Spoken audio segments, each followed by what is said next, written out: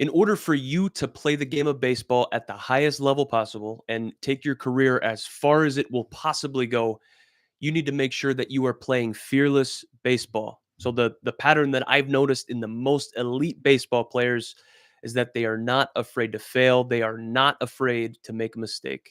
So in this video, we will dive into some concepts, we'll dive into some ideas that will hopefully make you understand what it is to play the game fearlessly and what it's like to take the game as far as it can possibly go for you. So obviously, in order to take the game as far as it'll go, you need to be a good baseball player. You need to be prepared. You need to have talent, of course. But the things that separate the good baseball players from the great baseball players are that they are not afraid to make a mistake. They're not afraid to fail. They're not afraid to strike out. They're not afraid to make an error, any of that stuff, man. So, we're going to talk about some of these concepts, some of these ideas that will hopefully enable you to play the game fearlessly, play it at a high level. Just right off the bat, you know, being a college walk on with no scholarship, um, man, I played with fear. I was trying to make a spot. I was trying to make the lineup. I was trying to get on the field. I was trying to play perfect. I was afraid to hit with two strikes. I really didn't want to strike out. Man, because of that, I didn't want to hit with two strikes. So if you're not trying to hit with two strikes, an 0-1 borderline pitch, you're going to put it in play. You're going to put it in play weekly. That's exactly what I did. And so playing the game with some fear, trying not to make a mistake, trying not to fail, that is a tough way to play. That's not the way to go about it. So obviously, not not being afraid to strike out. The fear of striking out shouldn't hinder you going up to the plate and trying to be aggressive. You can't be afraid to fail. You can't be afraid to make a mistake. You can't be afraid to take a borderline pitch. So, like I said right off the bat, man, this was huge for me. I didn't like hitting with two strikes. So if it's an 0-1 count, I'm a speed guy. The third baseman's playing back. That's a free hit if I bunt. If I have the balls to bunt, lay it down on a good pitch, that's a free hit. But I'd be afraid to hit with two strikes. I don't want to hit with two strikes. Hitting a baseball is hard. Getting a base hit is even harder.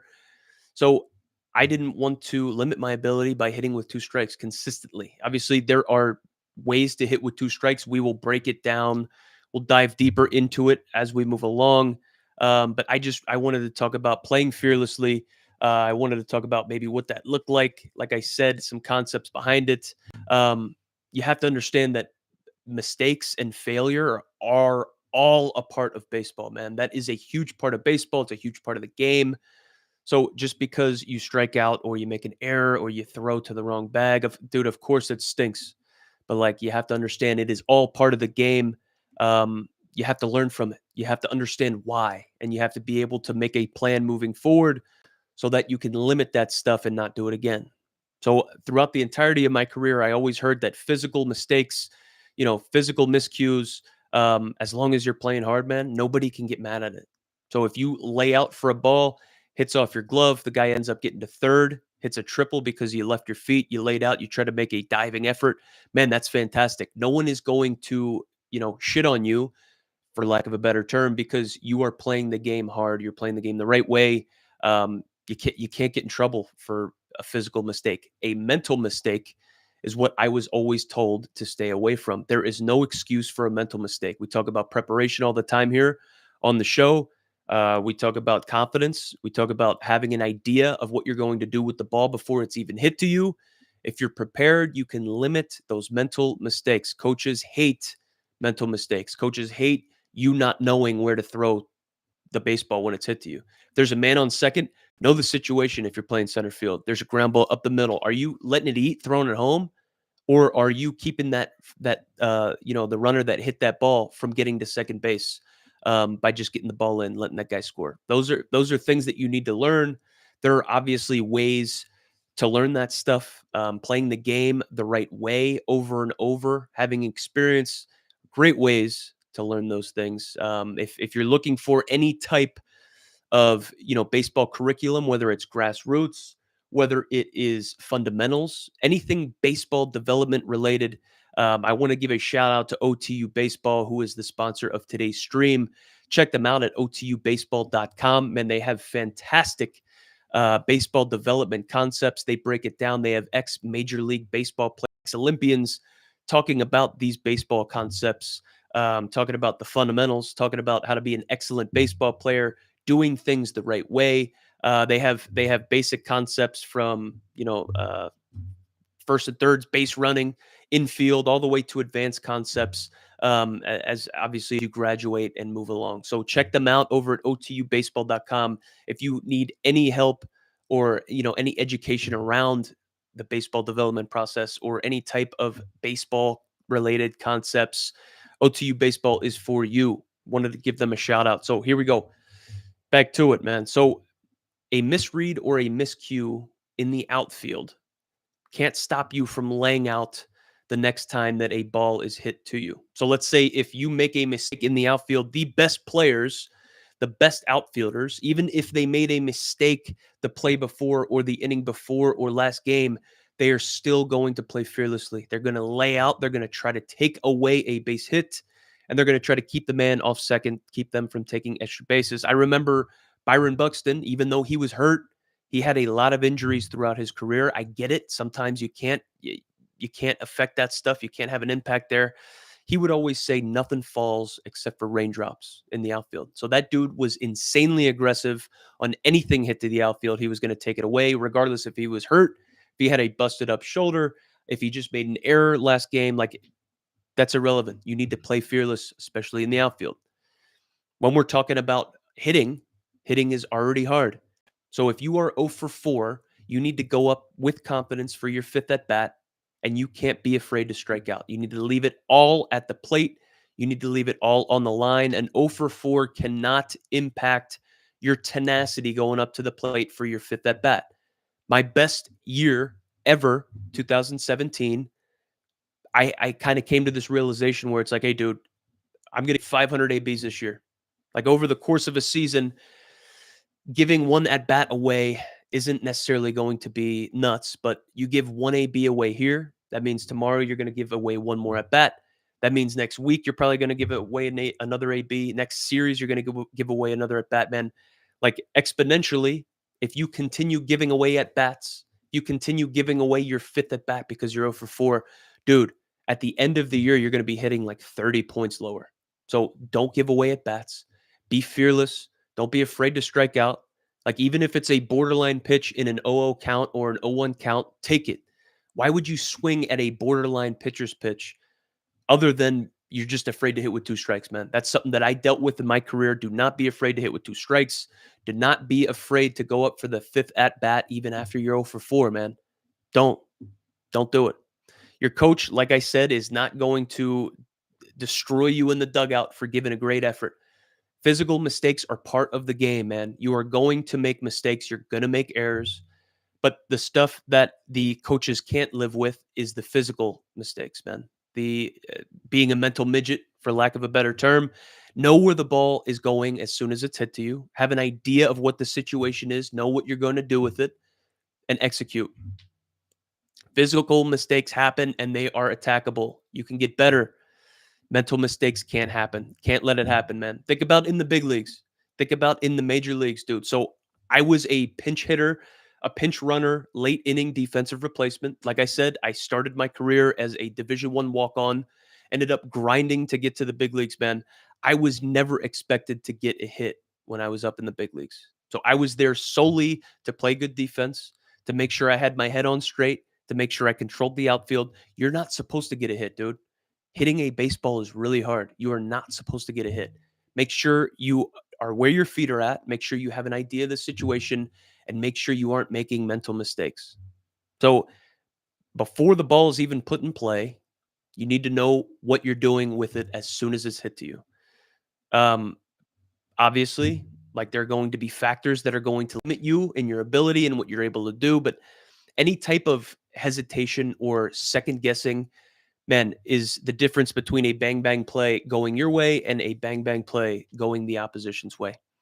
So I talk about all the time trying to take an extra bag in the face of an outfielder, trying to stretch a single into a hustle double. If you have that ability, you would be so surprised. You would be mind blown at how easy it is to get a hustle double with how outfielders and baseball players are playing defense nowadays. So if there's a ball hit in the gap and you're going to make the outfielder run a couple steps to his left, a couple steps to his right, and you are busting it out of the box, playing fearless baseball, and you're digging for two as soon as the ball leaves your bat, man, you are putting pressure on the defense. So you are playing fearless baseball, and now the outfielders, the center fielder, the guy that needs to go make that play, that dude's fearful. The outfielders do not want to make errors, man. They don't want to make mistakes. So you trying to force the issue, take the extra base, play fearlessly, man, that is going to cause them to hesitate, second guess. They're going to bobble the ball, and you're probably going to get a hustle double. That is right off the bat, insanely easy way for you to get more doubles in your career. Playing fearless baseball is going to enable you to do stuff like that. So, like I said, the game's hard. You're not going to be expected to get a hit every single at bat. Stop putting so much pressure on yourself, man. Go up there, have an idea of what this pitcher's going to throw you. Right, dude, whatever he starts you off with is probably what he's going to try to put you away with. So I learned that towards the back end of my career, obviously, as I started um, gaining maturity as a hitter. I got more reps, more ABs under my belt. I knew that whatever he started me off with, he's probably going to try to put me away with. And what are the counts where he's going to try to put you away? Like 0-2 and 2-2, man. 0-2 and 2-2 is where you can't make a mistake. You have to throw your best pitch. You're going to try to put them away. Whatever he starts you off with, he's going to try to put you away with. Keep that in mind. So let's say you make a mistake, man. How do you play fearless baseball, especially if you're prone to making these mistakes, whether it's mental, whether it's physical? Well, I mean, right off the bat, you have to understand why these mistakes are happening. Are these mistakes mental? Are they physical? Like, can you control these? Is your mind spinning? Are the wheels spinning in the head before the ball's even hit to you? Are you scared? Like, if there's any doubt in your mind that you may potentially miss this ball, the ball's going to be hit to you and you're going to need to make a play. That's literally how it works in the game of baseball. Mistakes are going to happen. You have to understand why you're making these mistakes, man. When a coach or manager pulls you in either to his room, to his office, to the dugout to address the situation, address the mistake that's being made, you need to take it. You need to say, yes, sir, no, sir. Like, as soon as you start making mistakes, that separates immediately. That separates the good players from the bad players. The players that can take accountability, that can say, yes, sir, that's on me. I messed up. Like, I understand what I need to do moving forward to be better. Those are the players that excel. Those are the elite baseball players. You are in control of your career. Nobody else is in control of your career, man. Like, think about how many ABs you're going to have over the course of your career, over the course of a season. Nobody is in control of your career more than you. So you need to make sure that you have accountability for it because your career is in your hands, man. You need to take it. Any type of criticism from your coaches, from your superiors, you need to understand where they're coming from. You need to understand where the mistakes are happening, and you need to build a path forward. You are accountable for your actions and your career. So, yeah, the pattern that I've noticed from these elite baseball players and the ones that separate from everybody else are that they're not afraid to make a mistake. They're not afraid to try to take that extra bag. Let's say if you are 5 for 9 in stolen base attempts on the year, that is a pretty bad stolen base success percentage. I get it. But you can't be afraid to take that 10th stolen base attempt. So just because you got caught stealing last inning, or just because you got caught stealing your last at bat or last game, like that can't be in the back of your mind. You have to continue going. You have to continue running. You have to continue to try to play baseball fearlessly. That's how the game steamrolls. That's how you build momentum, and that's how you catch fire, man. So you can't be afraid to fail. Can't be afraid to make a mistake. You cannot be afraid to hit with 2 strikes. You can't be afraid to strike out. That's something, like I said, I've dealt with throughout my career. I know you guys, everybody deals with it, man. Like, everybody deals with it. That isn't a problem that is just, unique to certain players. Nobody likes hitting with 2 strikes. And if you do, you're a psycho. So there are obviously ways that we can enhance our ability and our success rate with 2 strikes. We'll get into that in a different video, but you can't be afraid to take chances, man.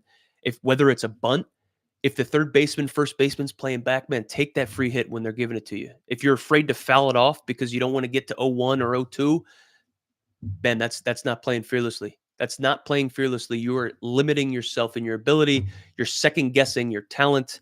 Don't do that. I had those free hits with bunting, and I stayed away from it because I didn't want to hit with two strikes, man. Um, being 0 for 3 can't hinder your ability to go up there with confidence for your fourth at bat, man. Can't do it. You absolutely cannot do it. What's going to give you the highest percent chance of success on the baseball field? I mean, there are three things that you can do that you can start implementing in your game even before first pitch, dude. You need to have a plan, you need to have an approach, you need to have confidence in your ability, and you need to be prepared. And obviously, like having a plan and approach and then being prepared can pretty much tie into the same thing. But it's like, dude, do you have an idea of what this pitcher's trying to do to you? Do you have an idea of what the pitcher can do, what his out pitches are? Do you have an idea what the situation is, man? Like, regardless of what happened previously, regardless of what happened earlier in the game, it cannot restrict you from playing your game. Now let's talk about hitting a little bit here. So the reason that I see a lot of players not having the success that they'd like to have on the field is pretty much stemming from them not being entirely sold out on the fastball. So if you're not all in on the fastball, like what are you? What are you sitting on? Are you in between pitches? Are you not hunting something?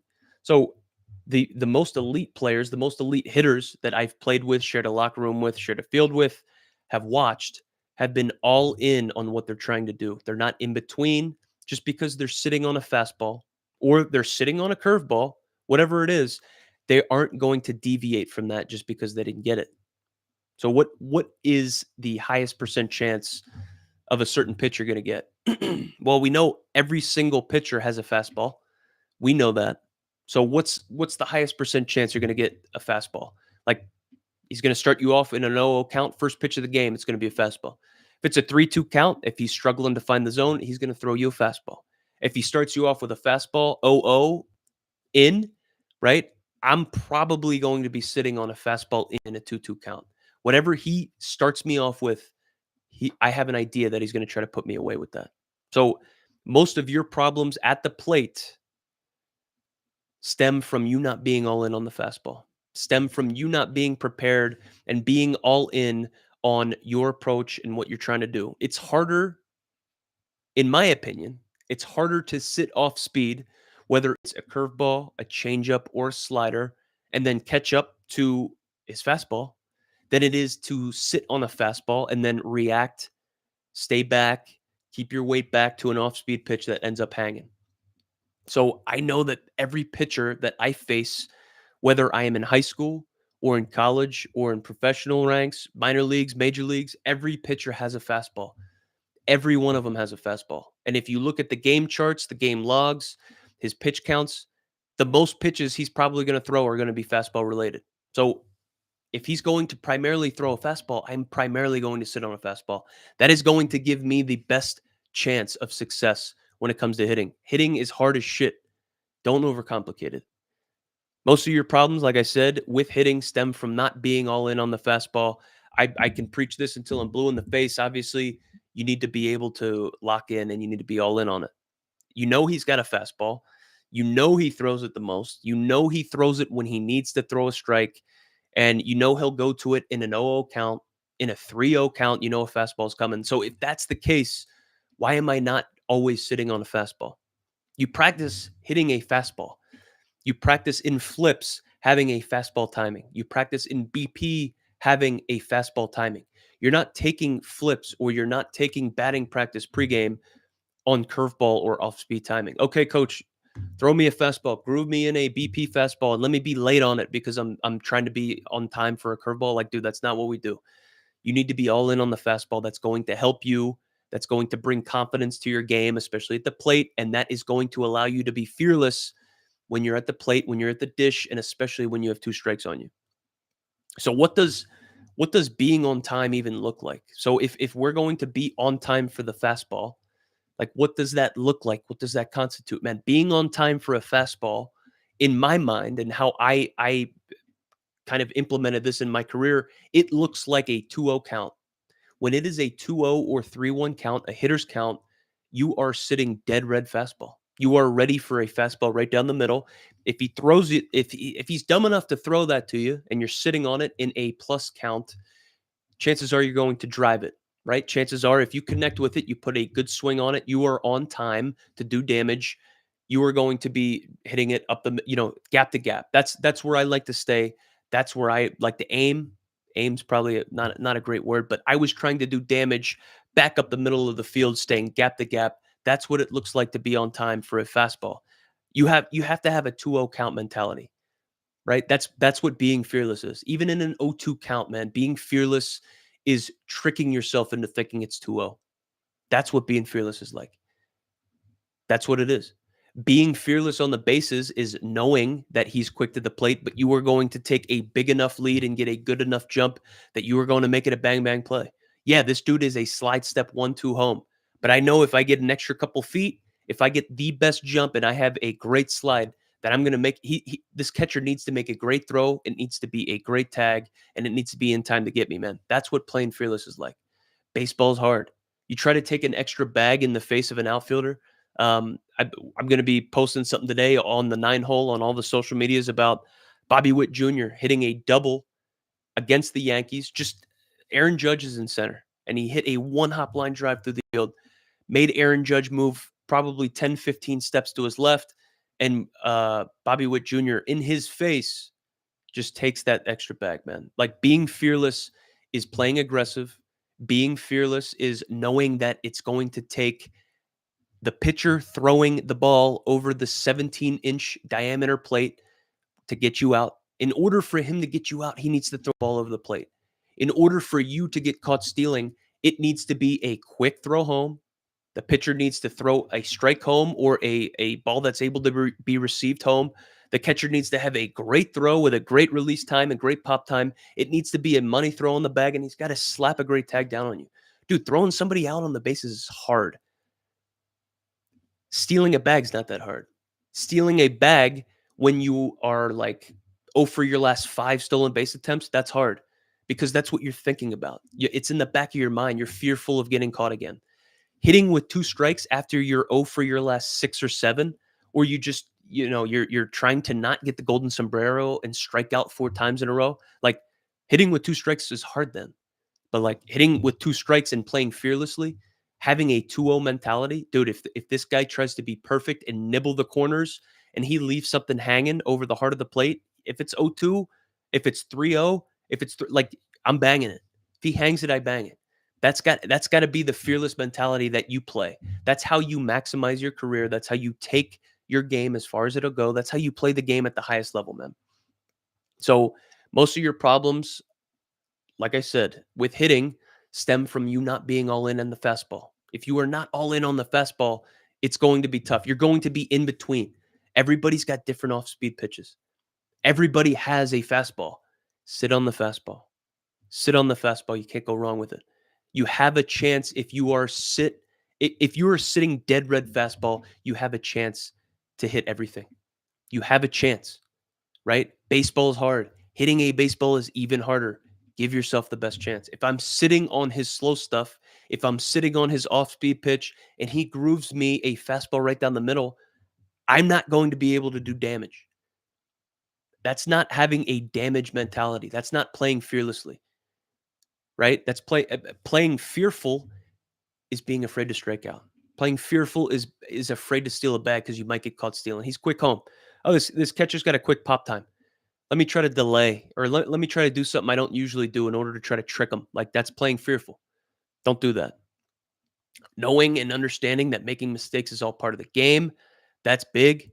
Um, Running in people's faces in the outfield, man, you'd be surprised how many extra base hits you could have if you just tried to run hard out of the box and think 2 right away. So I'm playing center field. If you hit something to the outfield that gets in the 4 hole or the 6 hole, and I need to move a little to my left or my right, if you are busting it out of the box and running hard around first base, I need to stop you from getting to first base. That is putting the pressure on me. You would be so surprised how many extra bags you could have, how many hustle doubles you could have if you just busted your ass out of the box, man. Like playing that is playing the game the right way. That is 100% playing the game the right way. Um, the secret to having the best or the most quality season that you can ever have, um, having a career year, having your best year is competing and playing fearlessly when you're not playing your best. So over the course of 162 games, if you're in the show, or 140 games if you're in the bushes or the minor leagues, whatever you want to call it, um, or if you play 60 games, you're in college, man. 20, 30 games, you're in high school, whatever it is, man. You're not going to feel your best. You're not going to have your A game. You are not always going to be able to play the game like 100% max full speed, right? Stuff's going to be hurting. You're going to be tired, dude. I get it. Your elbow, your arm's going to hurt. But like being able to scratch out a quality at bat or a quality inning or a quality outing when you're not feeling the best, man, over the course of a full season will enable you to have the best year of your life. I lived it, man. I lived it. Being able to compete when you're not feeling your best will help you build confidence. It will enable you to play fearlessly, and it will allow you to maximize your career, man. So, like, if you have a headache, man, you didn't get enough sleep last night, you know, you didn't get 9 hours, you didn't get your lucky breakfast in, you didn't get your pregame Red Bull in, man. I've been there. I've been there. I've been there. I've been there. Can you lock in and scratch out two quality at bats? When we're talking about quality at bats, right? You get on base, move the runner over. Can you work out a walk, man? Can you scratch and claw and work out, an 8 pitch AB? Whether you strike out, whether you pop out or ground out, like an 8 pitch at bat is a quality at bat. Moving the runner over is a quality at bat. Getting a base hit is a quality at bat. Sack fly, hitting the ball hard, it's quality at bats. Okay. You can't control the baseball as soon as it leaves your bat, but you can control the effort. You can control whether you are playing fearfully or fearlessly. You can't control if you feel your best or not, but you can control the effort that you put forth, your preparation, all that stuff, man. The secret to having your best year is to be able to perform when you are not at your best, man. That's something that I had to learn. That's something that really kind of kicked me in the butt towards the back end of my career. I started getting older. I started playing around more veteran dudes. Like what's how is Nelson Cruz playing at 40, 41 years old, 39 years old when I played with him? And he's still producing better than everybody else. He's not feeling the best that he's feeling every single day, but he's still able to scratch and claw and squeak out quality ABs here and there. He might lose one too. You know what I mean? You're not always going to have your best stuff, man. Learning to compete and give 110% effort, even when you're only at 60 or 70%, dude, that's a skill. That's a skill that will enable you to play fearlessly. That is a skill that will enable you to maximize your career. And that is a skill that will allow you to separate yourself from everybody else when you're trying to get seen, when you're trying to move on, you're trying to get recruited or scouted, man. Play the game the right way, go about it the right way. Take an extra bag. Don't be afraid to get caught stealing. Do not be afraid to strike out. Take the extra bag, man. Give what they take you. You do not have to force anything. So just to recap, man, um, playing fearless baseball is what is going to allow you to take your game as far as it will go. It will allow you to maximize your career. It will allow you to separate from everybody else. Playing fearless baseball looks like not being afraid to fail or make a mistake. Playing fearless baseball looks like not being afraid to hit with two strikes, not being afraid to make an error or an errant throw, right? Let's say you just overthrew the first baseman playing third base and you just made an error. You overthrew the third baseman, dude. Are you going to be locked in and ready for the next ball, or are you going to be thinking about that? Because this next AB, it's coming to you. That's how the game works, man. That's how the game works. You need to be locked in. You cannot be afraid to make mistakes, whether it's in the field, at the plate, on the bases. Coaches respect players that play the game hard and go balls to the wall, play 110%. They will never get mad at you for physical errors. It's the mental stuff that we need to limit, and we need to understand the why behind it. And the secret to having your best year of your career is right behind your ability to give 110% and scratch out a quality AB even when you're only at 60 or 70%. Thank you, everybody, for tuning in to this episode of the Nine Hole. And we'll be back next week. We got some pretty solid guests. We just had Coach Mingione from Kentucky on. What was it, 2 or 3 days ago? That went live yesterday. Check it out. We just had the Missouri head coach on as well yesterday. That was a banger. We have Coach Corbin from Vandy coming up next week. We also have Chip Hale from Arizona coming up. It's going to be a blast. Thank you, everybody, for tuning in. Have a great weekend.